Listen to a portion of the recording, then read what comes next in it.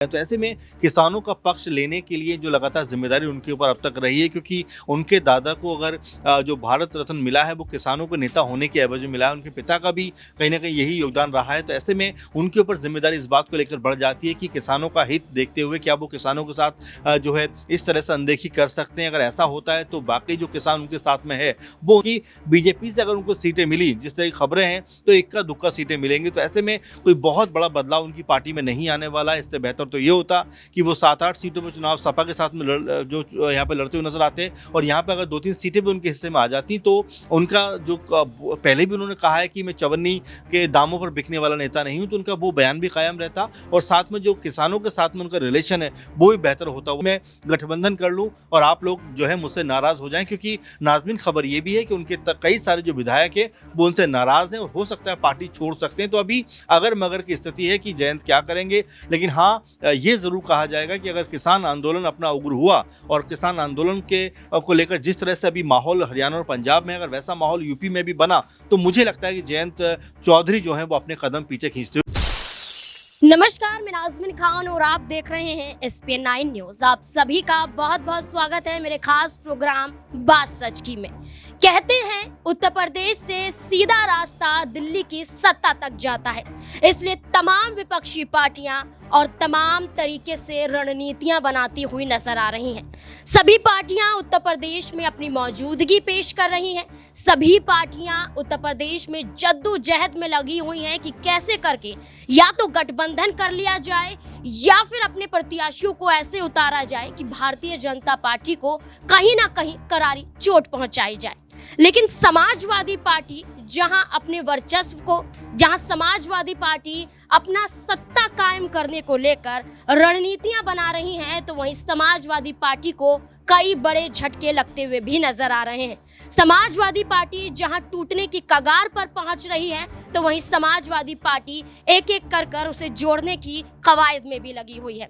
इसलिए लगातार सबसे पहले उत्तर प्रदेश में समाजवादी पार्टी अपने प्रत्याशियों की लिस्ट जारी करती है।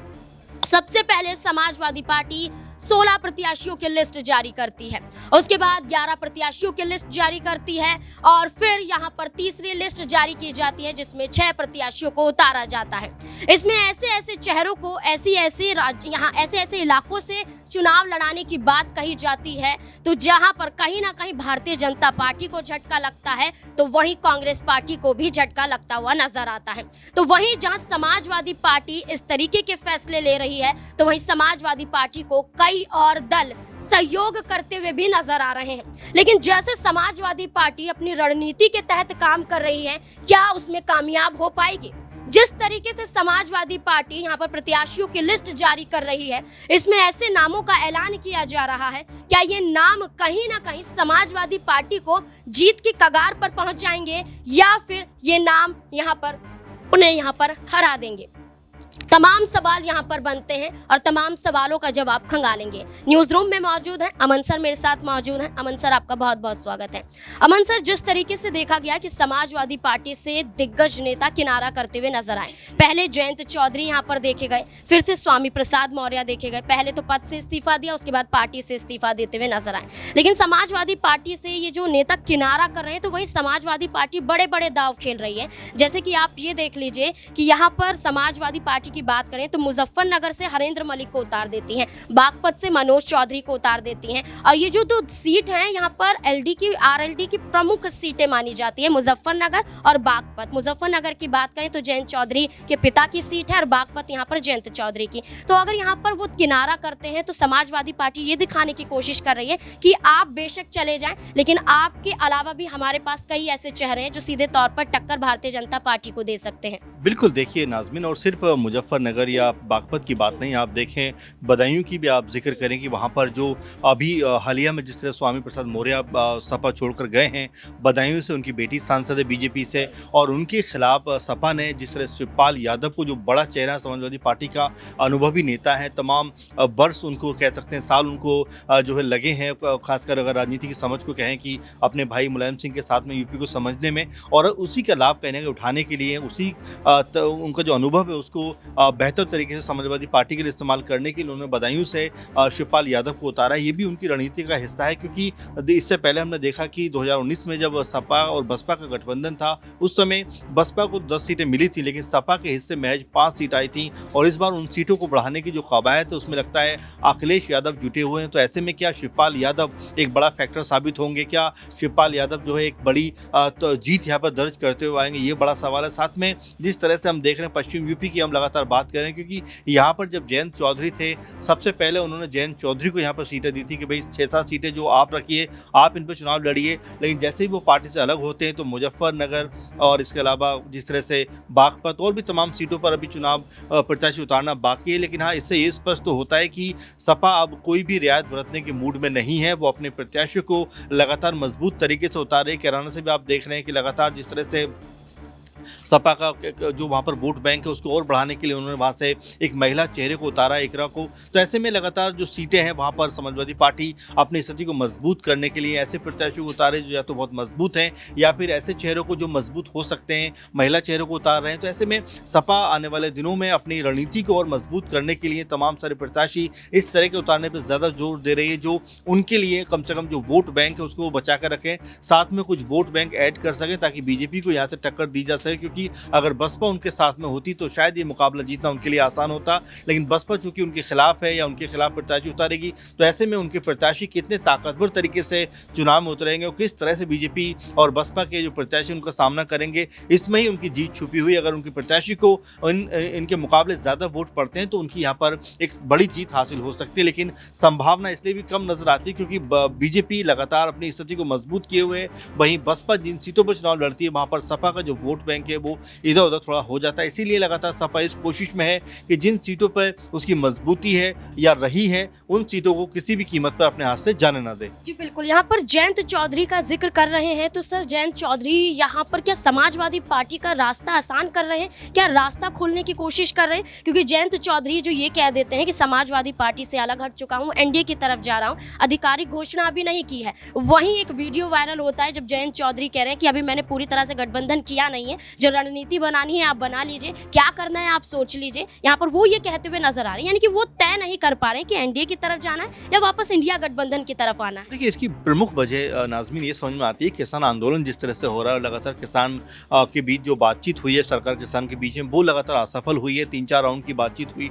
लेकिन उसके बावजूद भी कोई हल नहीं निकला। आज जबकि ये लगातार खबर सुबह से ही मीडिया में छाई हुई है कि किसान दिल्ली की तरफ अब रुख कर रहे हैं, तो ऐसे में किसानों का पक्ष लेने के लिए जो लगातार जिम्मेदारी उनके ऊपर अब तक रही है, क्योंकि उनके दादा को अगर जो भारत रत्न मिला है वो किसानों के नेता होने के एवज में मिला है, उनके पिता का भी कहीं ना कहीं यही योगदान रहा है। तो ऐसे में उनके ऊपर जिम्मेदारी इस बात को लेकर बढ़ जाती है कि किसानों का हित देखते हुए क्या वो किसानों के साथ जो है इस तरह से अनदेखी कर सकते हैं। अगर ऐसा होता है तो बाकी जो किसान उनके साथ में है वो उनसे फिर अलग हट सकते हैं। तो यहाँ पर वो अपना भी करियर जो है बचाना चाहते हैं, अपने आप को भी बचाना चाहते हैं, क्योंकि बीजेपी से अगर उनको सीटें मिली जिस तरह की खबरें हैं तो इक्का दुक्का सीटें मिलेंगी। तो ऐसे में कोई बहुत बड़ा बदलाव उनकी पार्टी में नहीं आने वाला है। इससे बेहतर तो ये होता कि वो 7-8 सीटों पर चुनाव सपा के साथ में जो यहाँ पे लड़ते हुए नजर आते हैं और यहाँ पे अगर 2-3 सीटें भी उनके हिस्से में आ जाती तो उनका जो पहले भी उन्होंने कहा है कि मैं चवन्नी के दामों पर बिकने वाला नेता नहीं हूँ, तो उनका वो बयान भी कायम रहता और साथ में जो किसानों के साथ में उनका रिलेशन है वो भी बेहतर होता हुआ नजर आता है। इसीलिए जो आपने वीडियो का जिक्र किया उसमें वो कहते हुए नजर आ रहे हैं कि आप मुझे बताइए कि मुझे करना क्या है, कहीं ऐसा ना हो कि मैं गठबंधन कर लूँ और आप लोग जो है मुझसे नाराज हो जाएं। क्योंकि नाज़मीन खबर ये भी है कि उनके कई सारे जो विधायक है वो उनसे नाराज हैं और हो सकता है पार्टी छोड़ सकते हैं। तो अभी अगर मगर की स्थिति है कि जयंत क्या करेंगे, लेकिन हाँ ये जरूर कहा जाएगा कि अगर किसान आंदोलन अपना उग्र हुआ और किसान आंदोलन के को लेकर जिस तरह से अभी माहौल हरियाणा और पंजाब में अगर वैसा माहौल यूपी में भी बना तो मुझे लगता है कि जयंत चौधरी जो है वो अपने कदम पीछे खींचते हुए नजर आएंगे। जी बिल्कुल, यहाँ पर जयंत चौधरी अपने कदम पीछे खींच सकते हैं। वहीं यहाँ पर स्वामी प्रसाद मौर्य को लेकर भी कई अटकलें यहाँ पर शुरू हो चुकी हैं। स्वामी प्रसाद मौर्य जो ये कहते हैं कि यहाँ पर मेरे बयानों को व्यक्तिगत बयान बता दिया जाता है। समाजवादी पार्टी कहीं ना कहीं मुझ पर गंभीर आरोप लगाती हुई नजर आती है। इसी बीच में स्वामी प्रसाद मौर्य जब पार्टी से इस्तीफा दे देते हैं तो यहाँ पर डिंपल यादव का बयान भी सामने आता है, यहाँ पर शिवपाल यादव का भी बयान सामने आता है। शिवपाल यादव जिसे अब लिस्ट में शामिल कर लिया गया है, शिवपाल यादव बदायूं से चुनाव लड़ते हुए नजर आएंगे और बेहद खुश भी नजर आ रहे हैं। लेकिन वही शिवपाल यादव ये कहते हुए नजर आते हैं कि स्वामी प्रसाद मौर्य